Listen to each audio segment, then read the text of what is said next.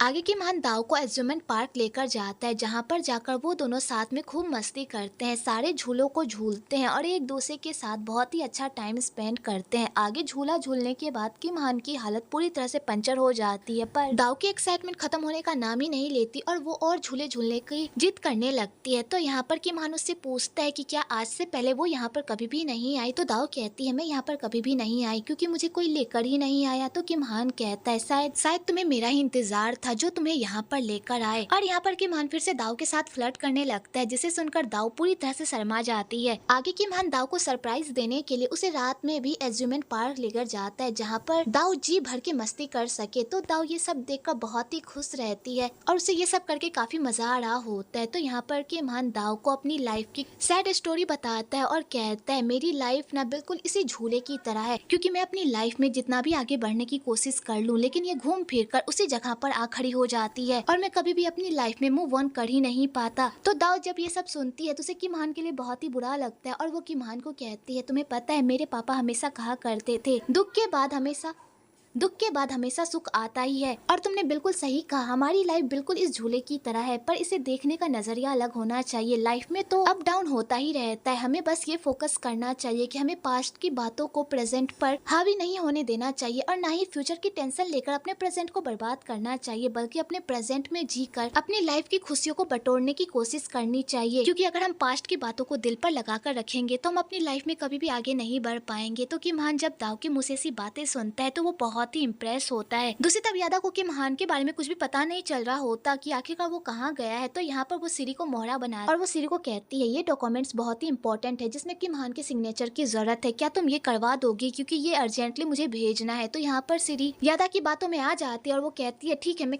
किमान सर से बात करके उनसे सिग्नेचर करवाती हूँ। दूसरी तरफ किमान दाव के साथ बहुत ही अच्छा टाइम स्पेंड कर रहा होता है और यहाँ पर किमान दाव से पूछता है कि तुम्हारा नाम दाव किसने रखा, तुम्हारे मॉम या डैड ने। तो यहाँ पर दाव कहती है मुझे नहीं पता कि मेरा नाम किसने रखा, शायद मेरी मॉम ने रखा होगा क्योंकि जब मैं छोटी थी तभी मेरी मॉम गुजर गई और उसके कुछ साल बाद मेरे पापा भी इस दुनिया में नहीं रहे। तो किमान ये बात सुनकर बहुत ही बुरा फील करता है और वो माफी भी मांगता है। तो दाव कहती है तुम मुझसे माफी क्यों मांग रहे हो, जो होना था सो हो गया, वैसे तुम्हारा नाम किसने रखा। तो यहाँ पर किमान कहता है मेरी मॉम ने मेरा नाम सूरज के ऊपर रखा था क्योंकि उन्हें लगता था कि मेरे नाम से उजाला होता है। और यहाँ पर ये दोनों एक दूसरे से प्यारी प्यारी बातें कर ही रहे होते हैं कि तभी श्री का कॉल आ जाता है और वो किमान को उस डॉक्यूमेंट पर साइन करने को कहती है। तो किमान कहता है ठीक है, किसी बंदे के द्वारा उस डॉक्यूमेंट को भिजवा दो, मैं यहाँ पर साइन कर देता हूँ। और किमान दाव को छोड़कर ऑफिस बिल्कुल भी नहीं जाता, आगे वो बंदा सिग्नेचर करवाने के लिए आ जाता है। तो किमान जब उन सारे डॉक्यूमेंट्स को देखता है तो वो सारे डॉक्यूमेंट्स बिल्कुल भी उतने इंपॉर्टेंट नहीं होते जिसमें अर्जेंटली सिग्नेचर करना पड़े। इधर दाव किमान के आने का इंतजार कर रही होती है क्योंकि किमान सिग्नेचर करने के लिए बाहर गया होता है कि तभी दाव का एक्सीडेंट होने वाला होता है, लेकिन सही टाइम पर किमान आ जाता है और उसे बचा लेता है, लेकिन इस चक्कर में उसे काफी चोट लग जाती है। तो यहाँ पर दाव किमान को कहती है तुम्हें मेरी वजह से चोट लग गई, मुझे बहुत ही बुरा लग रहा है। तो किमान कहता है तुम्हें माफी मांगने की कोई जरूरत नहीं है, बल्कि मुझे बहुत ही अच्छा लगा कि मैं सही टाइम पर आकर तुम्हारी जान बचा पाया, अगर फ्यूचर में भी मुझे तुम्हारे लिए अपनी जान को खतरे में डालना पड़े तो मैं डालूंगा। तो दाव ये बात सुनकर पूरी तरह से हैरान हो जाती है। आगे किमान दाव को कहता है तुम्हें पता है जब बचपन में मुझे चोट लग जाती थी तो हमेशा मेरी मॉम मेरी जख्मों पर फूंक मारती थी और कहती थी ये जल्दी ठीक हो जाएगा, तुम परेशान मत हो। और यहाँ पर किमान अपनी मॉम को याद करके इमोशनल हो जाता है। तो दाव यहाँ पर किमान को सैड नहीं देख पाती और वो उसी की मॉम की तरह उसके जख्मों पर फूंक मारती है और उस पर प्यार लुटाती है, जिसे देख करके महान के तो होश ही उड़ जाते हैं। पर उसे बहुत ही अच्छा लगता है कि दाव ने उसके लिए इतना कुछ किया और यहाँ पर ये दोनों एक दूसरे के साथ बहुत ही अच्छा टाइम स्पेंड करते हैं। इधर यादा उन दोनों को एक साथ देख लेती है, जिसे देखकर तो उसका पारा 7वें आसमान पर पहुंच जाता है क्योंकि उसे बहुत ही जलन हो रही होती है कि महान को दाव के साथ देखकर। दूसरी तरफ पृथ्वी अपने यूट्यूब चैनल के लिए वीडियो बना रहा होता है। तो यहाँ पर तलाई पृथ्वी से पूछता है क्या तुम्हारे पापा ने परमिशन दे दी तुम्हें वीडियो बनाने की। तो यहाँ पर पृथ्वी उसे बताता है कि मेरे पापा को गलत फहमी हो गई थी, उन्हें लग रहा था कि मैं गे हूँ और मेरा तुम्हारे साथ चक्कर चल रहा है, इसलिए वो इस रिश्ते को बंद करने की कोशिश कर रहे थे, ना कि मेरे यूट्यूब चैनल को, क्योंकि उन्हें तो पता ही नहीं है कि मैं एक शेफ हूँ। तो ये बात सुनकर तलाई के तो होश ही उड़ जाते हैं और यहाँ पर वो पृथ्वी के साथ फ्लर्ट करने लगता है। तो पृथ्वी कहता है मजाक करना बंद करो, चलो काम पर ध्यान देते हैं। तो तलाई कहता है अगर तुम्हारे पापा को इस बारे में पता चल गया तो फिर तुम क्या करोगे। तो पृथ्वी कहता है पता नहीं मेरा क्या होगा, लेकिन अगर मेरे पापा को इस बारे में पता चल गया तो वो पक्का इसे बंद करवा देंगे, लेकिन मैं ये नहीं चाहती क्योंकि मेरी लाइफ में बस यही एक खुशी है जो मैं अपने दम पर जी रहा हूँ, क्योंकि मुझे जो खाना बनाने में खुशी मिलती है वो किसी और काम में नहीं मिलती। आगे दाव फा को एक्सीडेंट के बारे में बताती है तो फा कहती है तुम्हें चोट तो नहीं लगी ना, तो दाव कहती है मुझे चोट नहीं लगी बल्कि किम-हान को लगी है। और यहाँ पर दाव किम-हान की बातें करने लगती है तो फा कहती है कहीं तुम किम-हान को पसंद तो नहीं करने लगी, अगर तुम किम-हान को पसंद करने लगी हो तो फिर पृथ्वी का क्या होगा, वो तो बहुत ही अच्छा इंसान है और तुम्हें पसंद भी करता है, अगर बेचारे को ये बात पता चलेगी तो बेचारे का दिल टूट जाएगा। तो दाव कहती है तुम क्या बातें कर रही हो, ऐसा कुछ भी नहीं है और चुपचाप जाकर सो जाओ। और दाव बात को टालकर सोने के लिए चली जाती है तो फा बहुत ही खुश हो जाती है कि उसकी बहन और किम-हान के बीच ऐसा वैसा कुछ भी नहीं है और पृथ्वी का भी चांस है, पर उसे क्या पता उसकी बहन मन ही मन में किम-हान को पसंद करने लगी है, पर ये बात वो मानने के लिए तैयार नहीं है। दूसरी तरफ किम-हान को भी दाव के साथ बिताया हुआ पल बहुत ही याद आ रहा होता है और वो दाव को बहुत ही मिस कर रहा होता है। वेल फाइनली इन दोनों को एक दूसरे से प्यार हो ही गया होता है, बस इन दोनों को अपने प्यार का इजहार करना बाकी होता है। अगली सुबह किम-हान ऑफिस आता है तो वो दाव को काम करता हुआ देख बहुत ही खुश होता है और उसे स्माइल देता है, तो दाव भी उसे स्माइल देती है। आगे दाव किम-हान के लिए कॉफी लेकर आती है तो यहाँ पर किम-हान दाव को टीस करने के लिए दाव को कहता है कि मेरे हाथों में अभी भी बहुत दर्द है, मैं अपने हाथ से कॉफी नहीं पी पाऊंगा, क्या तुम मुझे कॉफी पीने में हेल्प करोगी। तो यहाँ पर दाव किम-हान की ये बात मान लेती है क्योंकि उसे पता होता है कि किम-हान को उसी की वजह से चोट लगी है। तो यहाँ पर दाव बड़े ही प्यार से उसे कॉफी पिलाती है तो किम-हान इस मौके का फायदा उठाता है और वो दाव के साथ फ्लर्ट करने लगता है और इस चक्कर में दाव को पता चल जाता है कि किम-हान के हाथों में दर्द नहीं है बल्कि वो उसके साथ नौटंकी कर रहा था। ये बात जानकर तो दाव को गुस्सा आ जाता है और वो किम-हान पर गुस्सा करने लगती है और कहती है तुम्हारे हाथों में चोट नहीं लगा हुआ है बल्कि तुम मेरे साथ मजाक कर रहे थे ना। और यहाँ पर दाव गुस्सा होकर चली जाती है तो किम-हान उसके पीछे जाता है और उसे मनाने की कोशिश करता है और कहता है मैं तुम्हारे साथ मजाक नहीं कर रहा था बल्कि मैं तुम्हें टीज कर रहा था,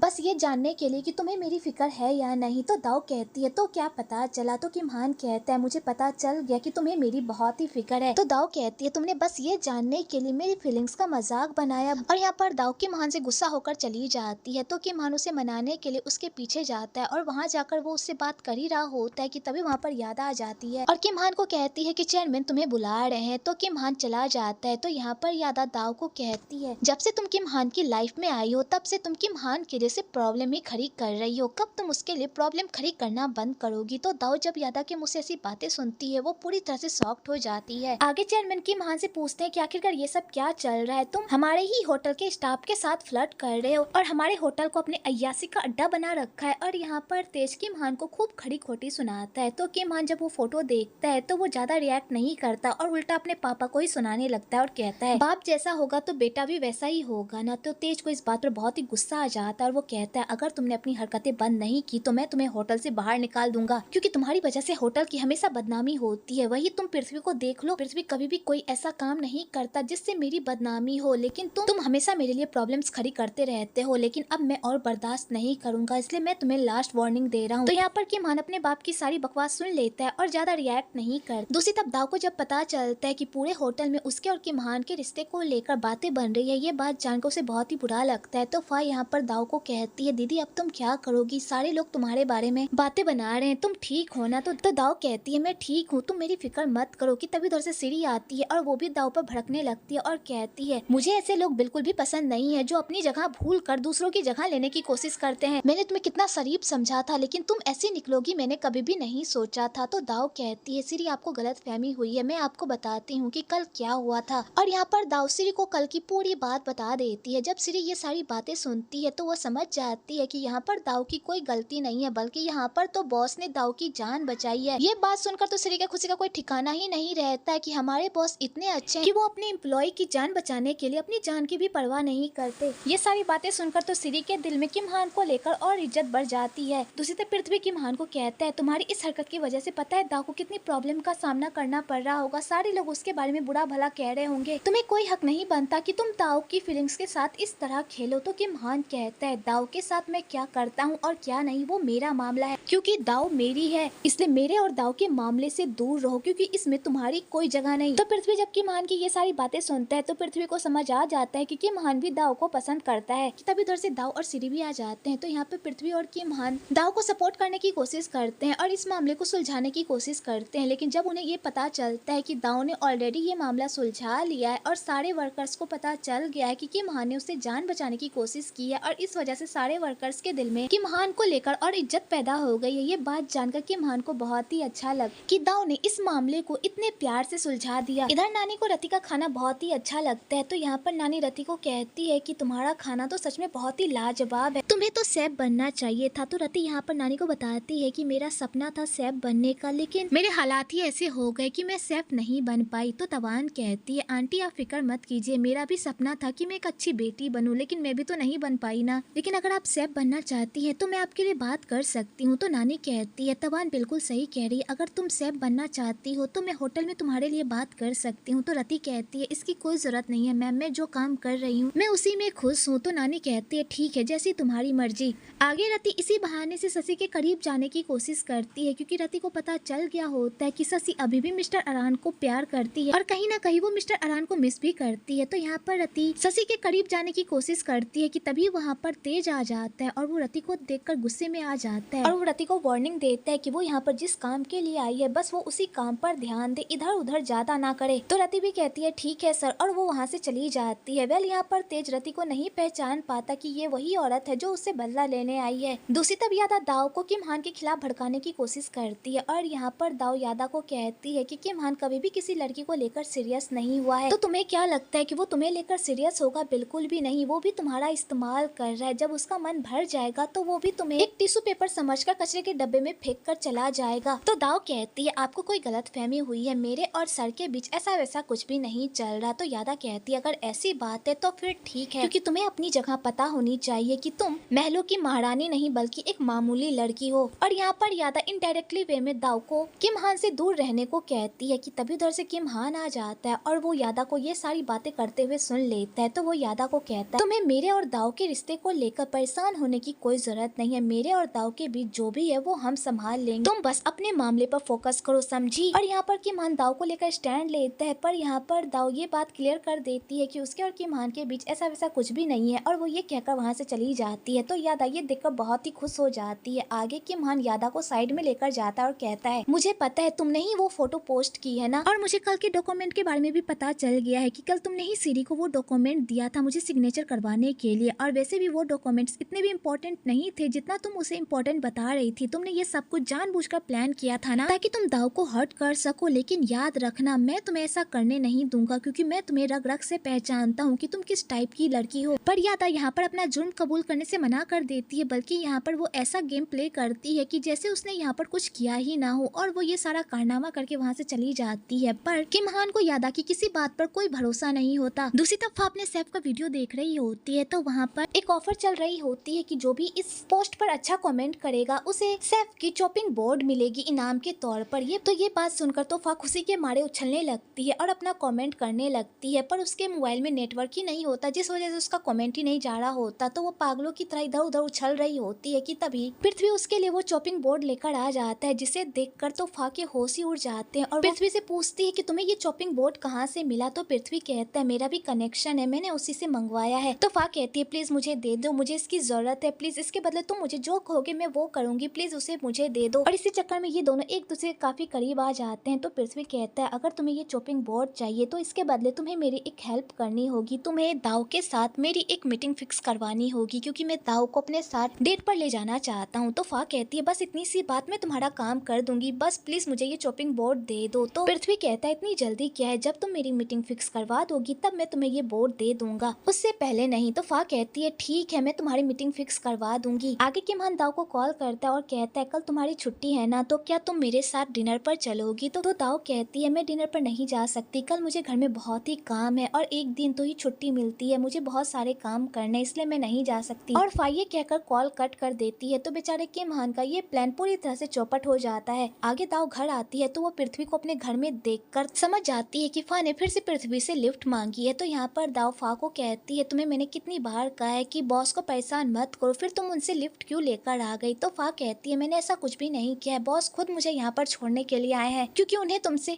तुमसे कुछ काम है, वो तुम्हें कल अपने साथ डिनर पर ले जाना चाहते हैं, तुम चलोगी ना। तो फा कहती है मैं नहीं जा सकती, मुझे घर में बहुत सारे काम है और फा रिजेक्ट करके चली जाती है। तो यहाँ पर फा हार नहीं मानती और वो पृथ्वी को इशारे करती है कि वो दाव को मनाने की कोशिश करे ताकि वो उसके साथ डिनर पर चले। पर यहाँ पर पृथ्वी को फा की एक भी बात समझ में नहीं नहीं आती। क्योंकि फा यहाँ पर पृथ्वी को कहती है कि वो दाव को प्यार से मनाए, पर यहाँ पर पृथ्वी उसका उल्टा ही समझ लेता है। उल्टा यहाँ पर वो ये कह देता है कि कल मेरी मॉम भी डिनर पर आ रही है और वो चाहती है कि तुम मेरे साथ डिनर पर चलो, क्योंकि उन्हें तुमसे कुछ बातें करनी है। तो दाव जब शशि का नाम सुनती है तो वो तैयार हो जाती है, और इधर फा जब पृथ्वी के मुंह से ऐसी बातें सुनती है वो पूरी तरह से शॉक्ड हो जाती है, क्योंकि यहाँ पर उन दोनों को डेट पर जाना था, पर यहाँ पर तो पृथ्वी की मॉम भी डेट पर आ रही है। आगे दाव फा से पूछती है कि आखिरकार ये सब क्या चल रहा है, तुम और पृथ्वी मिलकर क्या खिचड़ी पकाने की कोशिश कर रहे हो, कहीं तुम मुझे पृथ्वी के साथ सेट करने की तो कोशिश नहीं कर रही, मुझे सच सच बताओ। तो फा कहती है दीदी तुम क्या बात कर रही हो, ऐसा कुछ भी नहीं है, मैं आपके साथ कोई भी स्कैम करने की कोशिश नहीं कर रही, मैं आपके साथ ऐसा क्यों करूंगी। तो दाव कहती है अगर ऐसी बात है तो कल तुम भी मेरे साथ डिनर पर चलोगी, क्योंकि मैं अकेले नहीं चलूँ। तो फा कहती है लेकिन मैं क्यों चलूँ। तो दाव कहती है तुम्हें मेरे साथ चलना होगा, क्योंकि मुझे पता है कि तुम कुछ ना कुछ खिचड़ी पकाने की कोशिश कर रही हो। तो बेचारी फा चुपचाप जाकर सो जाती है, क्योंकि वो